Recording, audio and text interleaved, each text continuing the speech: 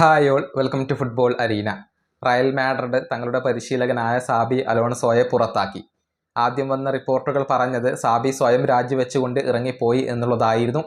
പക്ഷേ പിന്നീടുള്ള റിപ്പോർട്ടുകൾ എല്ലാം പറഞ്ഞത് ഫ്ലോറന്റിനോ പെരസ് തന്നെ അദ്ദേഹത്തെ പുറത്താക്കാനുള്ള ഒരു തീരുമാനം എടുത്തു എന്നുള്ളതാണ്. പരിശീലകനായിക്കൊണ്ട് അൽവാരോ അർബിലോവയെ ഇപ്പോൾ റയൽ മാഡ്രിഡ് നിയമിക്കുകയും ചെയ്തിട്ടുണ്ട്. ഏതായാലും ഇതുമായി ബന്ധപ്പെട്ട ഒരു റിപ്പോർട്ട് പ്രമുഖ സ്പാനിഷ് മാധ്യമമായ കഡേന സെർ ഇന്നലെ പങ്കുവച്ചിരുന്നു. അതായത് റയലിലെ ചില താരങ്ങളോട് സാബി അലോൺസോക്ക് വലിയ എതിർപ്പുണ്ടായിരുന്നു. ഡ്രസ്സിംഗ് റൂമിനകത്ത് ചില താരങ്ങൾക്ക് വലിയ പവറുണ്ട്, ഇത്രയധികം പവർ താരങ്ങൾക്ക് നൽകാൻ പാടില്ലായിരുന്നു എന്നുള്ള കാര്യം സാബി റയൽ മാനേജ്മെന്റിനെ അറിയിച്ചു എന്നാണ് ഈ സ്പാനിഷ് മാധ്യമം കണ്ടെത്തിയിട്ടുള്ളത്. അവരുടെ റിപ്പോർട്ട് ഇങ്ങനെയാണ് പറയുന്നത്: നിങ്ങൾ ഒരിക്കലും താരങ്ങൾക്ക് ഇത്രയധികം പവർ നൽകരുത്.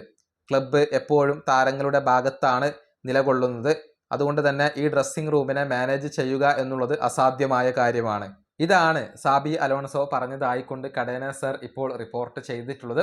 അതായത് ചില താരങ്ങൾക്ക് വലിയ പവർ ഉണ്ടായിരുന്നു, പരിശീലകന്റെ തീരുമാനങ്ങൾക്കും മുകളിലായിരുന്നു ഈ ഒരു താരങ്ങളുടെ പവർ.